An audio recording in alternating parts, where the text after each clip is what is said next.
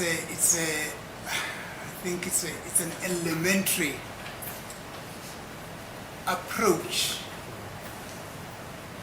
to every investigating officer, let alone an investigating officer at a commissioned level.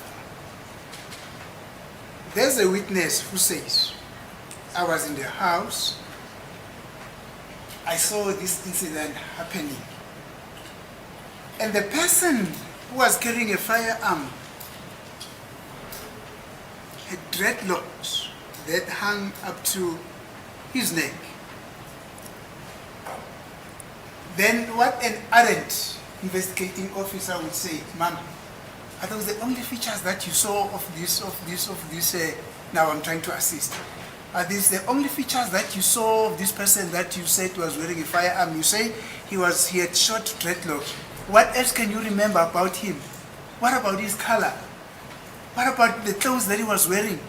What about his height? What about his movement? What about his gait? What about his this? What about his that? What about... That is what an ardent investigator would do. Now, from what I'm getting from you, did not do that, not so? No, my lord. Thank you. No. When I say no, I'm saying no to the assertion you're making. I'm not agreeing with you, my lord. I'm saying, my lord, and I think I've explained this. It was not a one-on-one discussion. It's not the same, for example, when I interviewed Mr. Madlala with regard to this. There was no prosecution involved. I indicated the difficulty or the situation that when Mrs. Makhumalo came, she was legally represented. So when we met her with the state advocate, we met her under the supervision of a lawyer.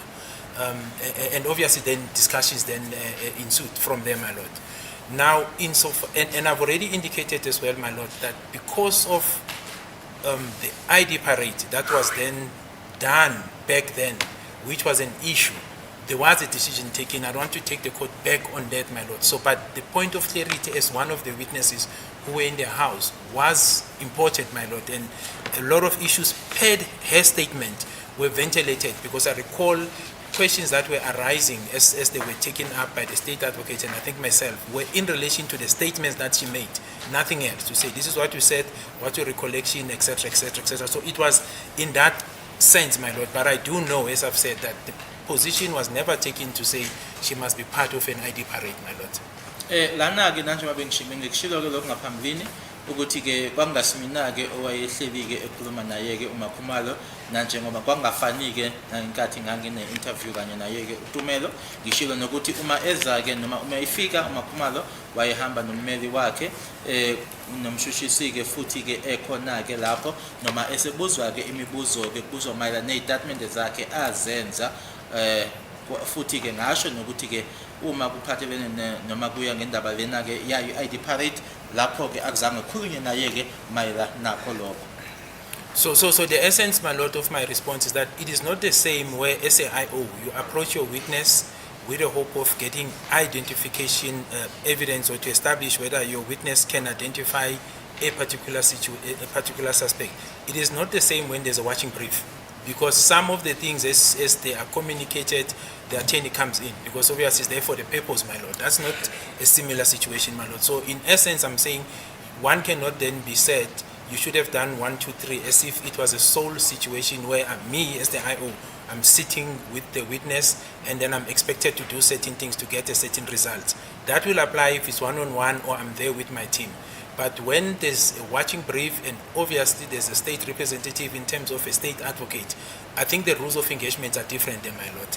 Engikushoyo-ke lana ukuthi-ke kuyahluka-ke nokuthi kube yimina-ke noma ngihamba nethimba lami futhi-ke siyoba ne-interview nomuntu-ke loyo noma ngihlezi naye-ke kuphela-ke kodwa lana-ke wayehamba nommeli wakhe futhi-ke nomshushisi naye ekhona-ke ungathi-ke ubuza lokhu kube la ummeli angenelela khona-ke iyehluka-ke manje indlela-ke osebenzisana ngayo nomuntu uma kuwukuthi-ke kukanjalo. Yes, my lord, that's my answer. Thank you, Brigadier. You know, it's very interesting when you are saying, even the prosecutor was there.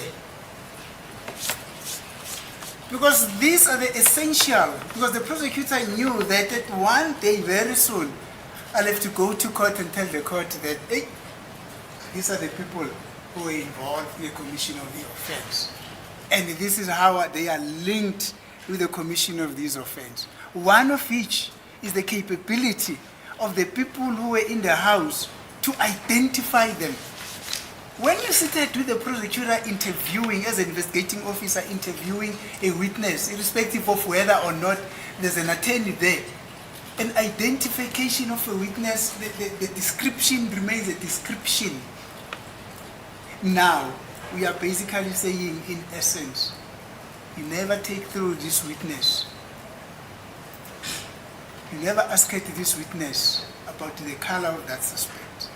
You never ask this witness about the height of that person who had a firearm in his possession. You never ask this witness as you interviewed her in the presence of the prosecutor or conjunctively with the prosecutor about his movement, his gait, his tone, like as in his voice.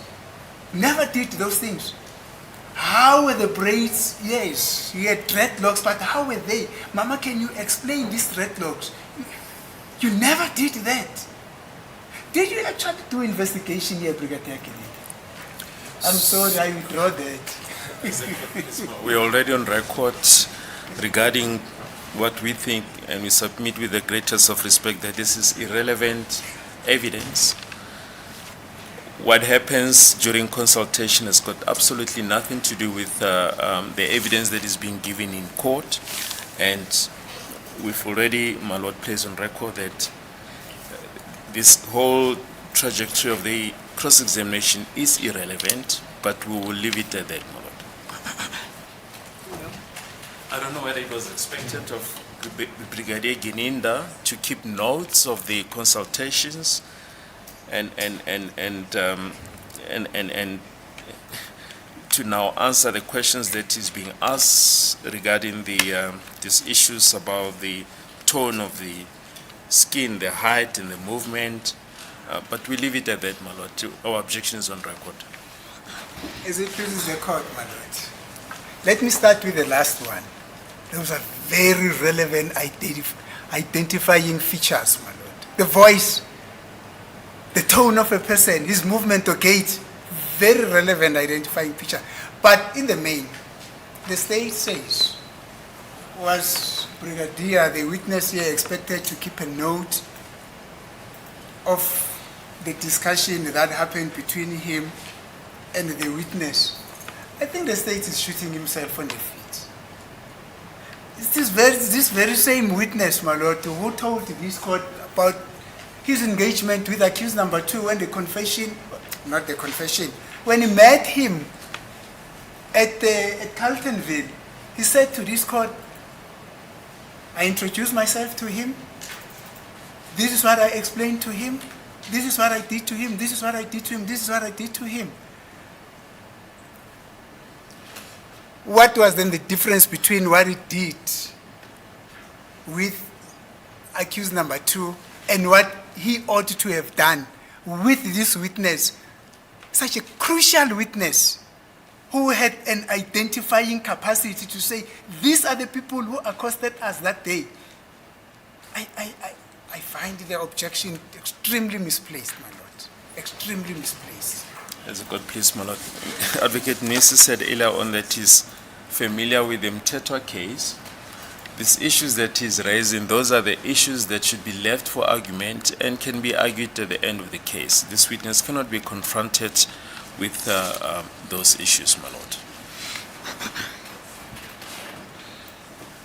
My Lord, as I am doing here, the state is just not aware that I'm preparing for something.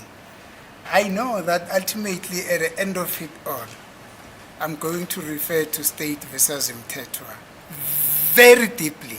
That is what I'm going to do, my Lord. But my cross-examination to this witness cannot be circumscribed with an understanding that later on I'm going to refer to Mtetwa. This is an investigating officer, my Lord.